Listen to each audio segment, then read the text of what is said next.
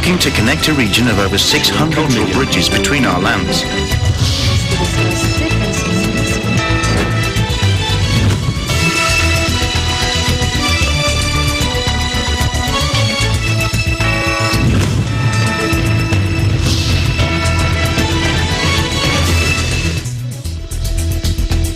Hello, I'm Alma Angeles. We're moving to the next stage of the pandemic, and as the world resets to the new normal, we find ourselves seeking the right balance between health and livelihood, constantly adjusting the boundaries between liberty and responsibility.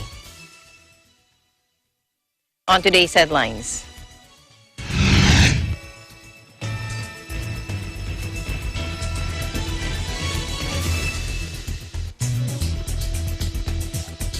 The Japanese Coast Guard has continued its sea and aerial search for the missing Gulf Livestock 1 and its 40 crew members in the East China Sea.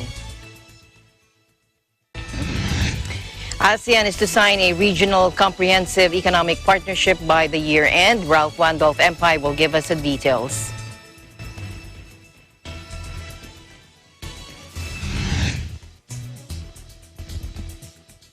A rise in COVID cases in Malaysia. Gail Aldos will join us live from Malaysia. And Prime Minister Prayut Chan-o-cha dismisses coup d'etat rumors by the military. Crystal Mapa will join us live from Bangkok, and Esther Odanga from Pattaya.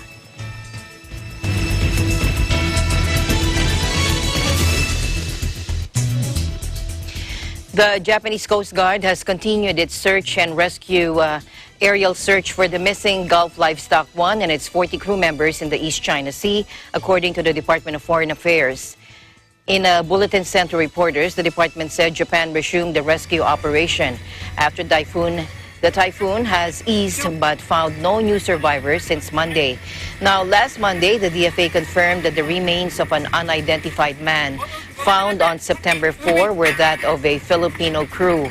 The family of the deceased has cooperated in identifying the remains.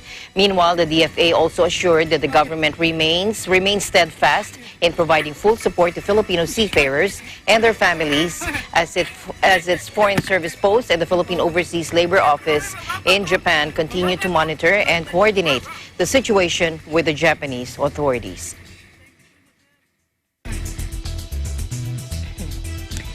Now, ASEAN is to sign regional comprehensive economic partnerships by the year end, and Japan grants Vietnam $18.8 million to combat COVID-19.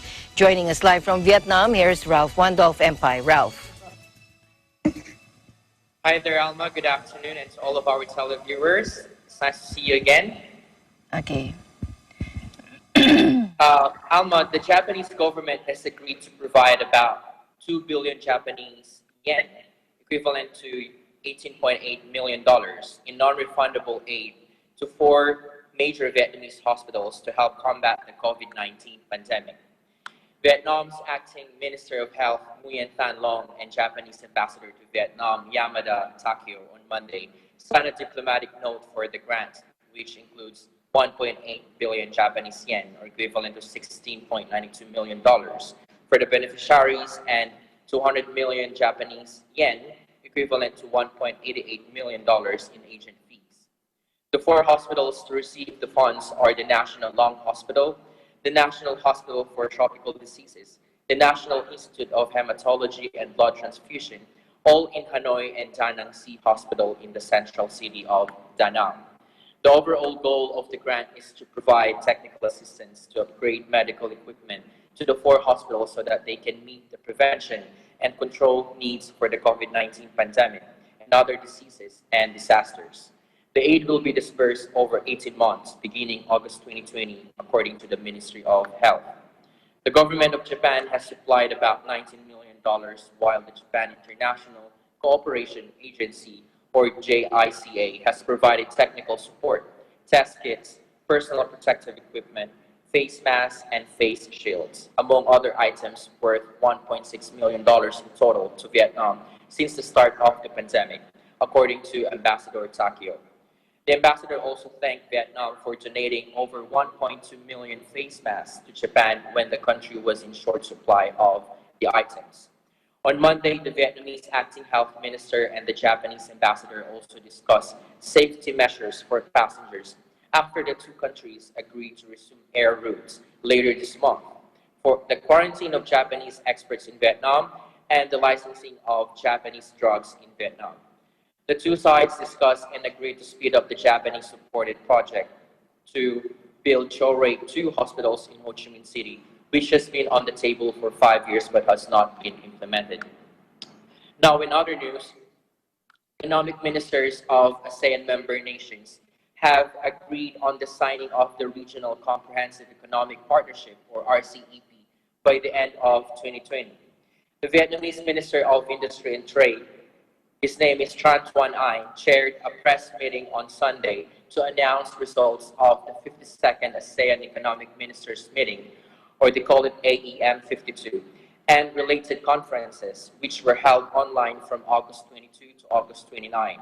ASEAN, which is short for the Association of Southeast Asian Nations, is a political and economic organization whose members include Brunei, Cambodia, Indonesia, Laos, Malaysia, Myanmar, the Philippines, Singapore, Thailand, and Vietnam. According to Minister Ai, all ASEAN ministers consented on prioritizing the signing of the RCEP by the end of 2020. RCEP is a proposed wide area economic partnership under negotiation among 10 ASEAN member states and 5 countries including Japan, China, South Korea, Australia, and New Zealand. They will focus on solving existing issues to strive for the early signature of the partnership while working to add India to the RCEP. During the ASEAN Economic Ministers meeting, Vietnam proposed various plans to strengthen ASEAN economic cooperation and supply chain connectivity in the context of the novel coronavirus disease pandemic. Delegates also approved the ASEAN Plus 3 action plan on mitigating the economic impact of COVID-19 and a joint initiative between ASEAN and South Korean economic ministers on promoting economic connectivity to respond to the pandemic. Economic ministers of ASEAN member states and China also passed a joint declaration on COVID-19 response and enhanced cooperation within the framework of the ASEAN-China Free Trade Area, or ACFTA agreement. Back to you, Alma. All right. Thank you very much for your time, Ralph. Thank you, EBC Vietnam Bureau. This is Ralph Wandel Empire reporting live from Hanoi, Vietnam. We live in interesting times. And there's a rise in COVID cases, 3-digit numbers in Malaysia. Gail Aldos joins us live from Kuala Lumpur. Gail? Yes, Alma, that is correct. The number of new COVID-19 cases rose to 3 figures yesterday, September 8th, with 100 cases reported compared with 62 on Monday, September 7, bringing the total cumulative tally to 9,559 cases, said by Health Director General Tan Sri Dr. Nur Hisham Abdullah. He said of the 100 new cases, 85 were local transmissions involving 55 Malaysians and 30 foreigners, while the 15 were imported cases. On the 85 local transmissions, he said that 62 of the cases were from the Benteng Lahadatu cluster in Sabah, while the remaining 23 cases were from the Sungai cluster, with 22 reported in Kedah and 1 in Perlis. The 15 imported cases reported involved 2 Malaysians and 13 non-Malaysians returning from India, Indonesia, Pakistan, and the Philippines. On active cases, Dr. Nur Hisham said that 7 patients were being treated in the ICU, with 4 on respiratory assistance. Meanwhile, there were 12 cases of recovery and no COVID-19 related deaths. Commenting on the Benteng Lahadatu cluster involving the districts of Lahadatu and Tawau in Sabah, Dr. Nur Hisham said a total of 431 individuals were screened in Lahadatu and 87 tested positive, while 41 people tested positive out of the 1,579 screened in Tawau. Furthermore, for the Sungai cluster, 470 people were screened in Kedah, where 25 tested positive. In Perlis, 4 were screened when 1 tested positive, while none of the 5 screened in Penang tested positive. As for the Terengganu cluster, 4,410 individuals were screened in Kedah and 10 tested positive. Meanwhile, in Penang, 46 were screened, but none tested positive so far. Meanwhile, the Ministry of Health, in its official Twitter account, said that the Lahad Datu district in Sabah was now a red zone after the number of cases increased to 87. Only the districts of Tawau in Sabah and Kota Satar in Kedah have recorded 30 cases and above, while Kelantan, Terengganu, Labuan, Kuala Lumpur, Putrajaya, Perak, Negeri Sembilan, and Johor remain as green zones. Dr. Nur Hisham said a total of 29,330 travelers had been placed at designated quarantine stations after arriving in Malaysia from July 24 until September 7 on Monday. With 237 positive COVID-19 cases detected, and most of them were from India, with 42 cases, the Philippines 27 cases, and Indonesia 26 cases. He said the government has also taken proactive measures by tightening border control for COVID-19 high-risk countries starting Monday, September 7th. Currently, the Immigration Department has strengthened entry restrictions for visitors from 23 countries. That includes long-term pass holders from countries that have recorded cumulative positive COVID-19 cases over 150,000 cases. According to Dr. Nur Hisham, the move was to tighten and enhance border control, and the ministry would continue to assess the risk based on the current situation of the COVID-19 worldwide. He concluded that the names of countries added to the latest list on entry restrictions would be announced by the government from time to time. Back to you, Alma. Gail, for your updates there in Kuala Lumpur. Thank you, Gail. Reporting live from Kuala Lumpur, Malaysia, this is Gail Aldas. We live in interesting times. Cambodia and defense ministers have committed to prevent COVID-19 transmission and reduce the effects of the pandemic and others. And a Cambodian province is tackling a suspected outbreak of chikungunya. Joining us live from Cambodia, here's Meldy Mahinay. Hello, Meldy. Hi, Alma. Good afternoon. Good afternoon, Meldy. Yes, go ahead. Okay, here is the latest update. The defense ministers of Vietnam and Cambodia, General Thea Ban and Ngo Xuan Lik, have held a joint discussion on defense cooperation, the containment of COVID-19 in the region, and working on the development of X-16 zone, a culturally significant site where the end of the genocide was marked by the Vietnamese side during the liberation of Cambodia. The talk was made via telephone yesterday. Gen Ban's cabinet chief, Kieu Chen, said yesterday both sides have agreed on committing to effort to prevent COVID-19 transmission and to reduce the effects of the pandemic. They also agreed to enhance cooperation between the two defense ministries, especially after the recent National Defense Protocol signed this year. He said both sides also agreed on the development of X-16 zone to become a historic and culturally significant region by promoting the integration of sports, tourism, and business in the area. Chen said X-16 is a historical zone where the kingdom annually celebrates the end brought to Pol Pot's genocide regime. Chen said, I think both sides will be able to complete the three commitments because we have already carried them out in the past successfully. Regarding the defense cooperation, he said that the countries would cooperate on three main points, namely military training, exchange of officials for skill development and training, and by supporting each other's officials to carry out their duties. In the meeting, he said both sides agreed that cooperation so far on COVID-19 had evidenced good results. Both sides have come together to fight their common enemy, COVID-19, as well as working to mutually improve our defenses. Royal Academy of Cambodia's International Relations Institute Director Kin Pea said yesterday that generally cooperation between the two is positive, with the countries often exchanging officials for training to gain experience. He said overall, when the two governments meet, they always aim to improve relations and work on the beneficial outcomes. Pea said the development of X-16 zone could present a significant opportunity to foster further positive cooperation between the two sides. He said The area's development would be major benefit to the kingdom, both solidifying the historic relations between the two countries while diversifying its tourist attractions.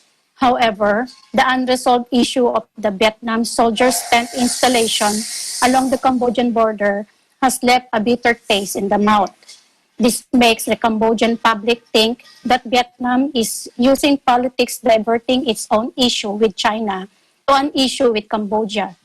It needs to be resolved, he added. Meanwhile, Alma, suspected outbreak of chikungunya in Vientiane Minh province.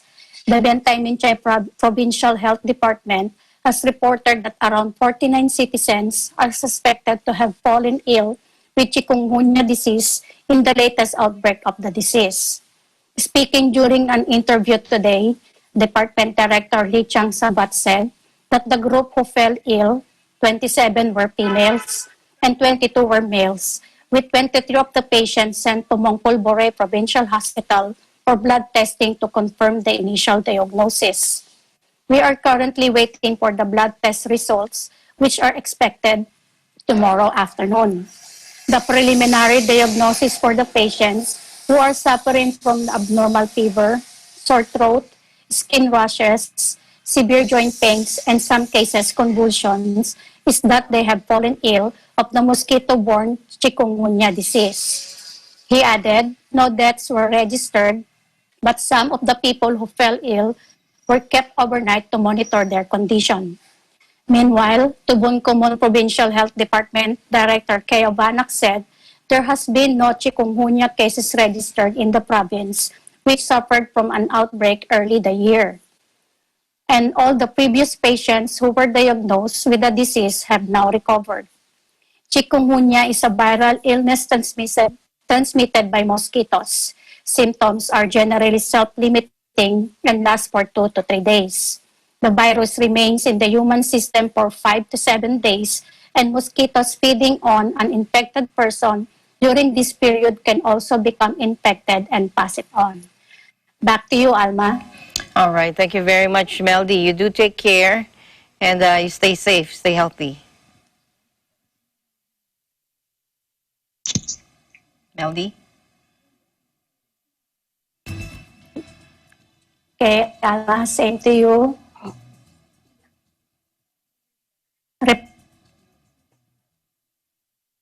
Reporting live from Chom Chau, Cambodia. This is Meldy Mahinay.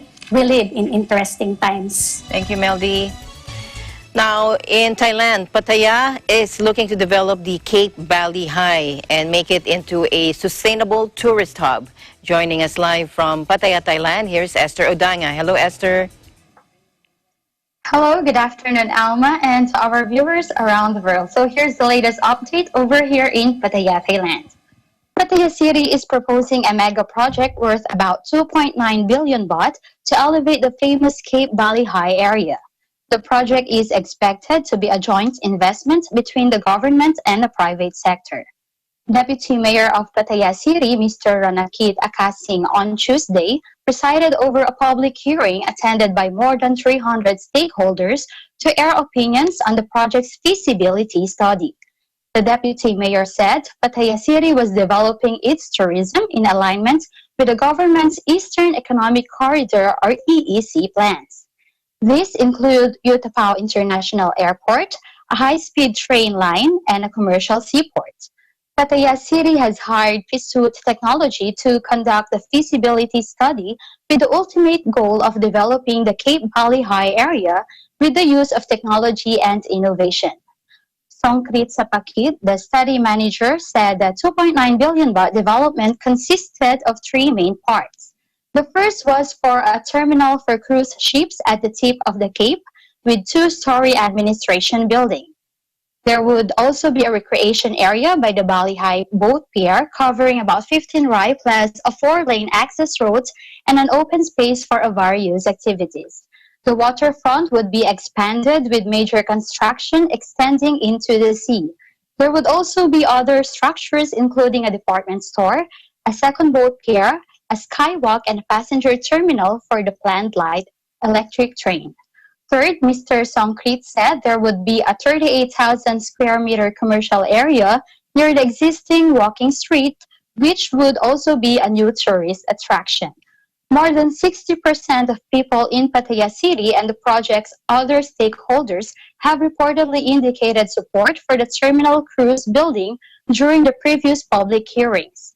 The Cape Valley High development is expected to be a public-private partnership and will be considered by the EEC committee before being submitted to the cabinet for consideration. After that, a private company will be selected as a project partner. Mr. Songkrit said Pattaya City might ask the cabinet to allow people currently encroaching in their area of walking street to stay there for a designated period of time. They would then be asked to relocate later to allow full redevelopment of the land to proceed. Back to you, Alma. All right. Thank you very much. Esther, thank you for joining us today.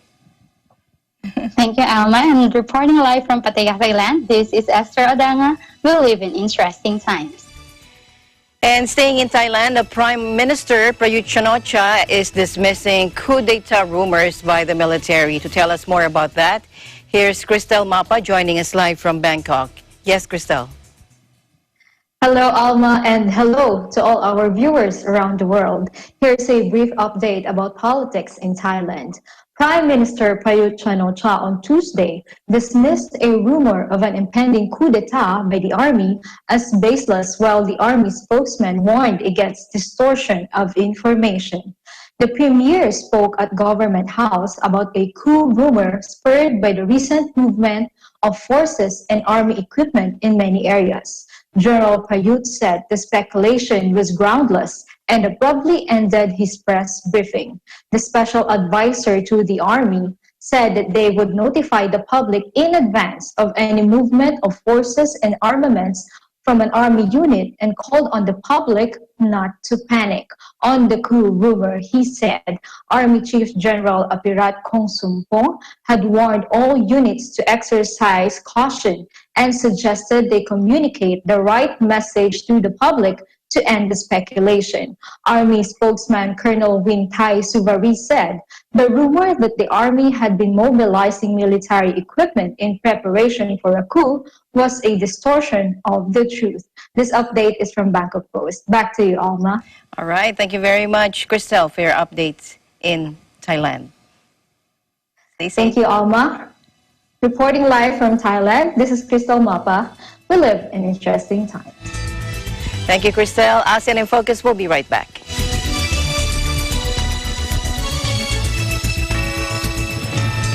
Do you want to earn a degree while you work? New Era University now offers Expanded Tertiary Education Equivalency and Accreditation Program, or ETIAP.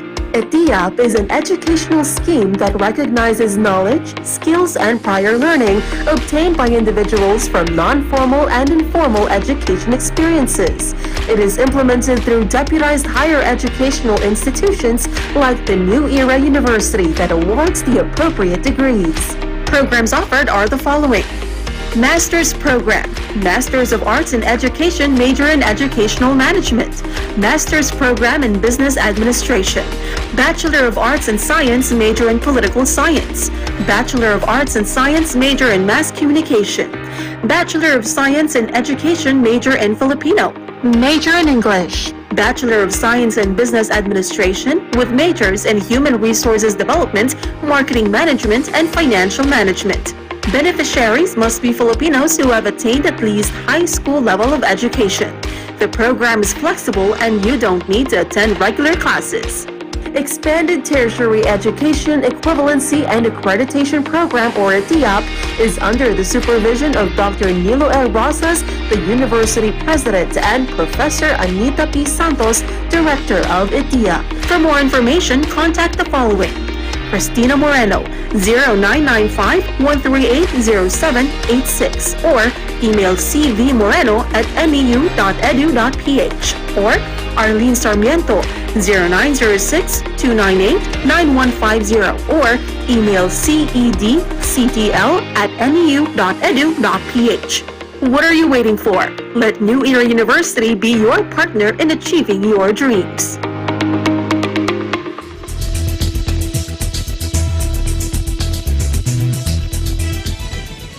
The Department of Health maintained that home quarantine for COVID-19 patients is still being encouraged for as long as the requirements are met.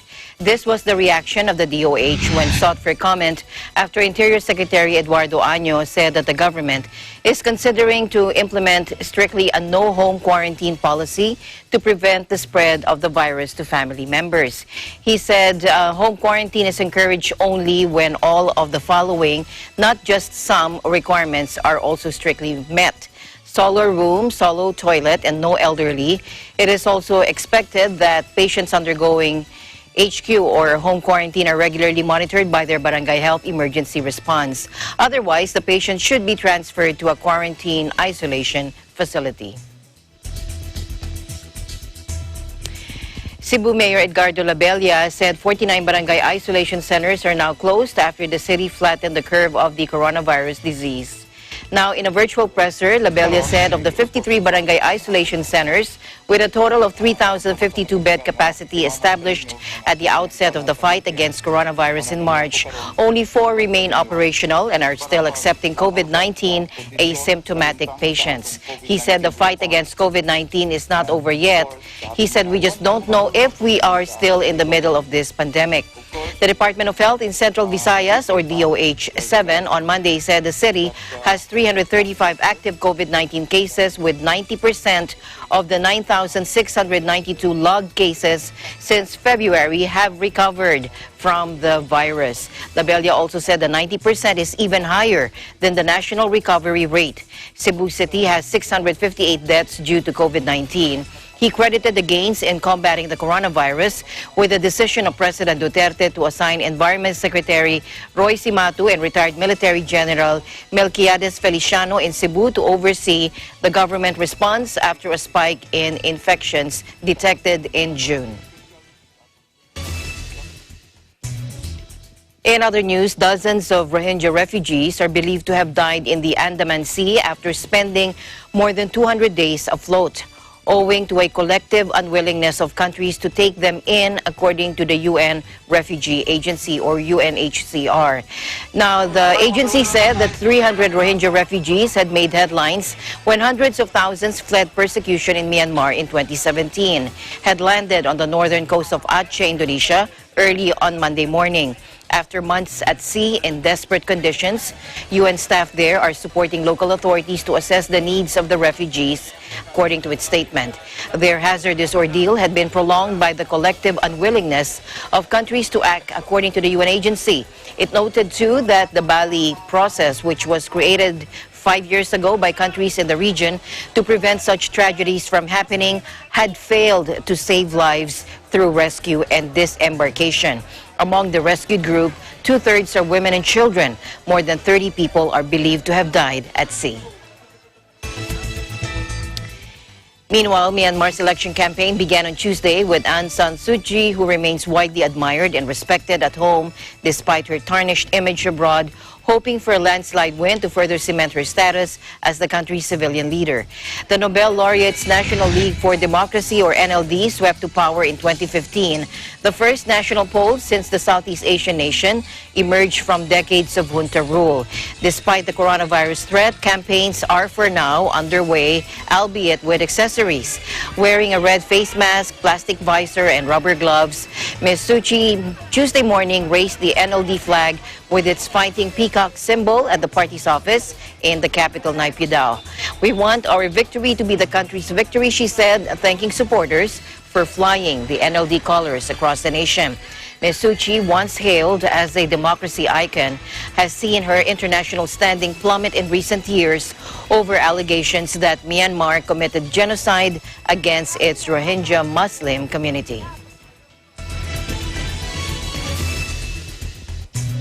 ASEAN in Focus will be right back.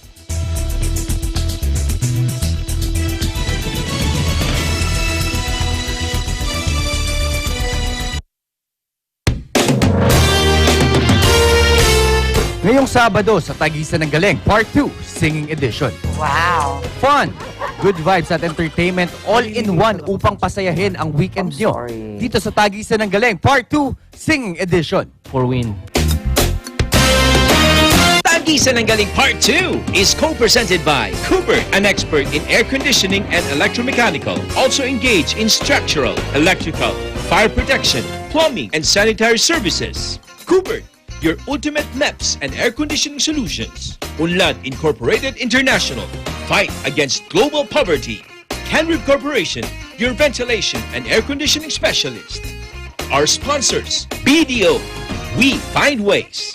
JRC Industrial Sales, RS Square Variables Incorporated, your trusted UPS supplier and UPS maintenance provider in Luzon, Visayas, and Mindanao. RJK Services Manpower Agency Corporation, Robust Builders, Chris Raff Enterprises, Victory Carpentry, DOP Asiatic Pest Control Services, and AUB Aspire for the Future.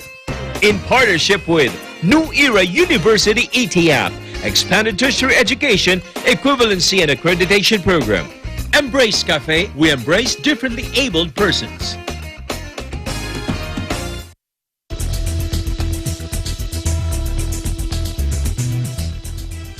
The Department of Tourism is preparing new guidelines in the operation of scuba diving establishments. Draft guidelines obtained by the Business Mirror is the operation of dive establishments at 50% capacity under a modified general community quarantine or MGCQ, and the accommodation of guests only from MGCQ areas. Aside from the usual health screening procedures, guests shall be required to bring their own set of scuba gear instead of renting from the establishment. The resorts will also be required to provide defogging solutions, limit members of the group dives, prepare packed meals for boat diving, among others. Now, it was learned, however, that a number of dive resorts are already operating under guidelines from their respective LGUs or local government units. Diving is one of the top products being developed under the National Tourism Development Plan 2016 to 2022, a roadmap to achieve DOT's goals in the areas of revenue, arrivals, contribution to the economic growth, and employment. Per the PCSSD, there are 177 accredited dive establishments and live aboards, as well as 39 voluntary and 65 declared dive individuals in the country as of September 7 this year.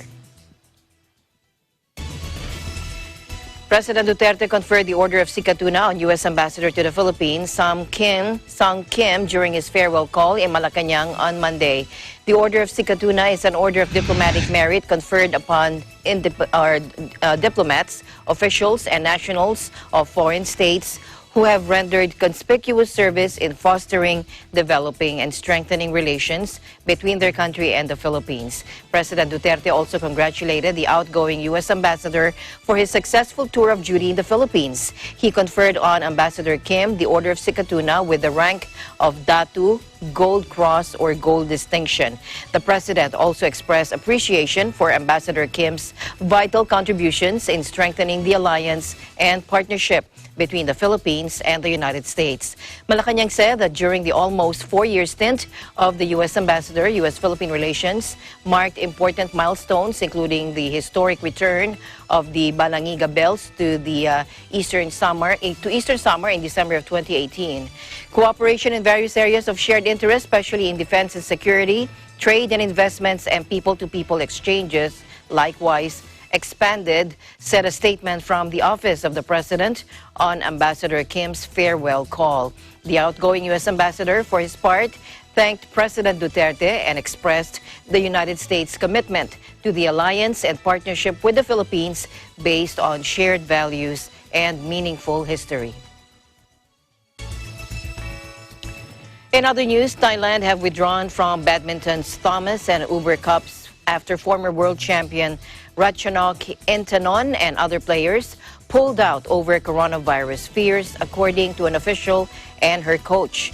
Taiwan, the team of women's world #1 Tai Chu Ying, and Australia are also skipping the tournaments, which will be played in a biosecure bubble in Denmark in October, according to the Badminton World Federation. The twice postponed Thomas and Uber Cups, the men's and women's World Team Championships, will be the first international tournament since the pandemic brought badminton to a halt in March.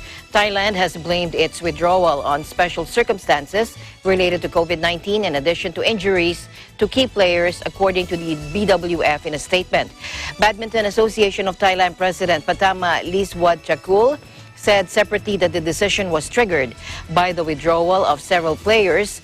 Ratchanok's coach, Pat Papol Ngenzrisuk, told the AFP that the world number 5 was worried about catching coronavirus ahead of next year's postponed Tokyo Olympics.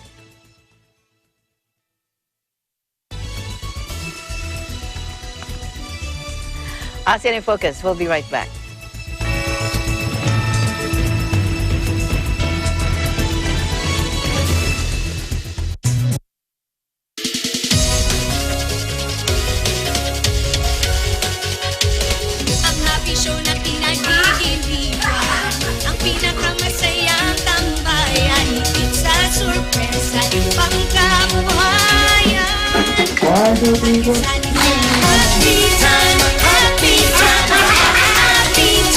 Ako, the legendary Angelina. Oh my God! Urban legend.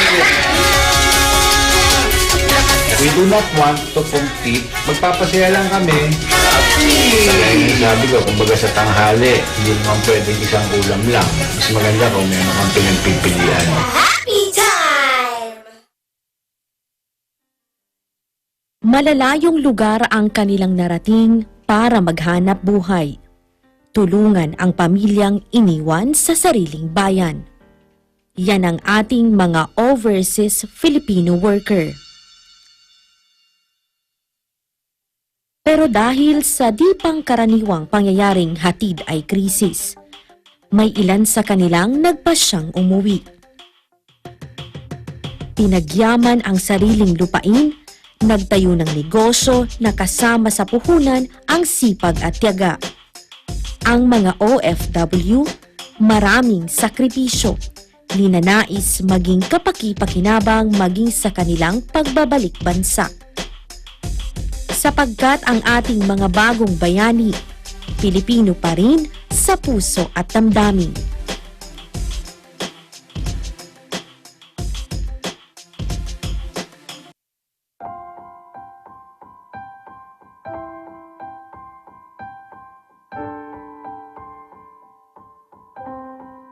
Mga kababayan, naharap na naman po tayo sa mabigat na pagsubok na ito. Ito yung COVID-19. I hope everyone's okay. I hope everyone's safe. Nandito po kami para hikayatin pa po kayo na maging matibay. Mas maging matatag po tayo and just stay positive po sa lahat po ng nangyayari ngayon. Mga mahal kong kababayan, lampasan po natin, pagtagumpayan po natin ang pagsubok na ito.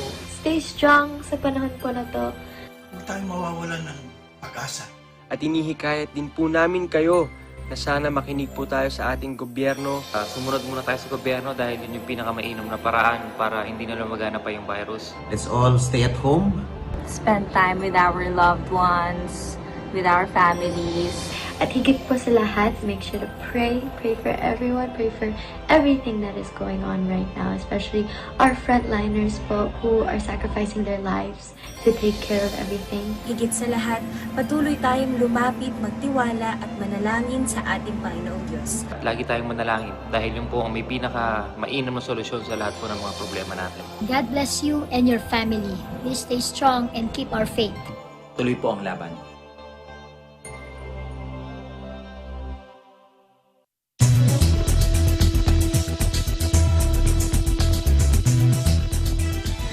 International Monetary Fund's Managing Director Kristalina Georgieva said that the global economy is seeing some recovery, with some economies doing better than expected.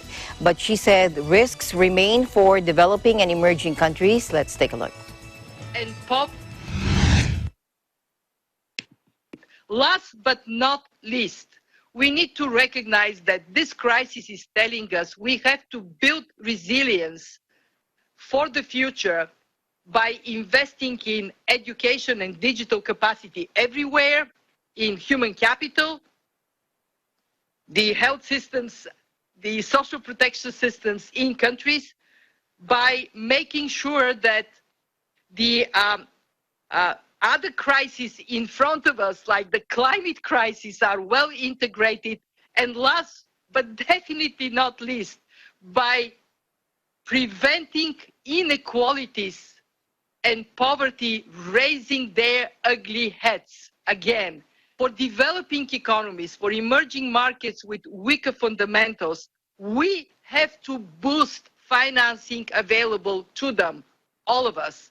For us at the fund, it means that we are expanding the use of existing SDRs in advanced economies, shifting them towards developing economies so they can rely on strong financing capacity at the IMF on concessional terms. We have to be mindful of debt levels that are high in many emerging and developing economies to a point of suffocating their capacity to act. We have the debt service suspension initiative, a great achievement. It has to be extended. Both the World Bank and us are calling for 1 year extension, and we are calling for private sector participation on a scale that matches what official creditors are doing. The need for the global community to mount an urgent, effective, and coordinated response has increased, not diminished. While we are all affected, certain regions are more exposed and need urgent support.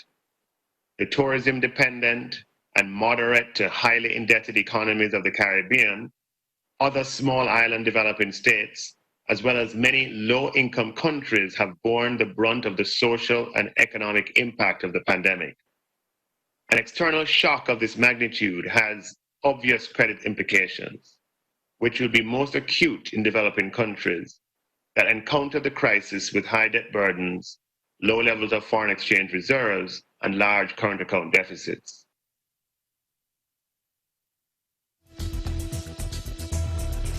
The Philippines is one of the top digital risers worldwide, according to the Digital Riser Report 2020 of the Berlin-based European Center for Digital Competitiveness by ESCP Business School. The Philippines was named as one of the world's top digital risers, along with France and Saudi Arabia, which ranked first among G7 countries and G20 nations, respectively.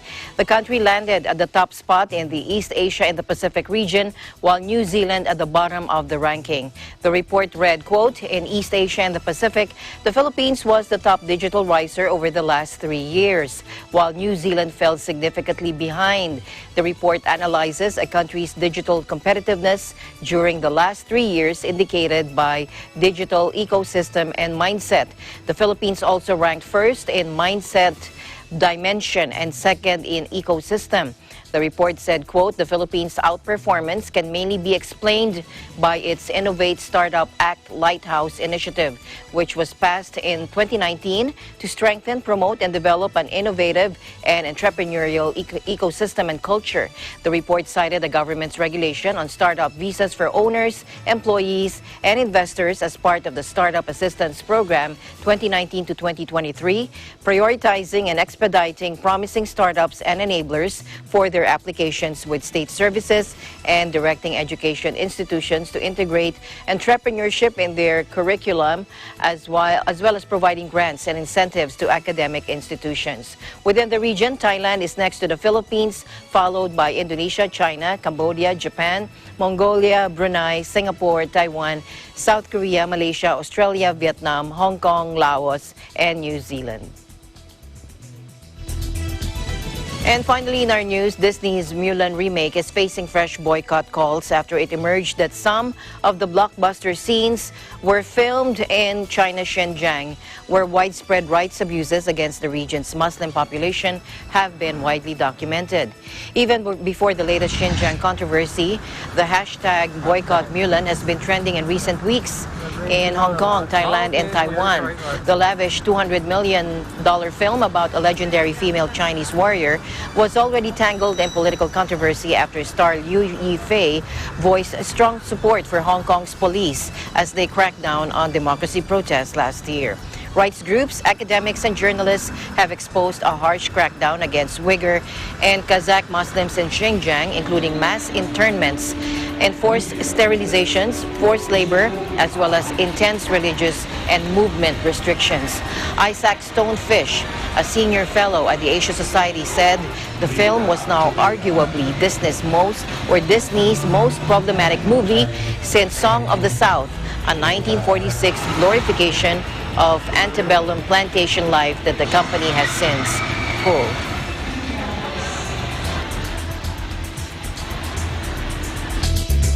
And that is the latest news in the Southeast Asian nation. Stay updated about the ASEAN region. I'm Alma Angeles. We live in interesting times.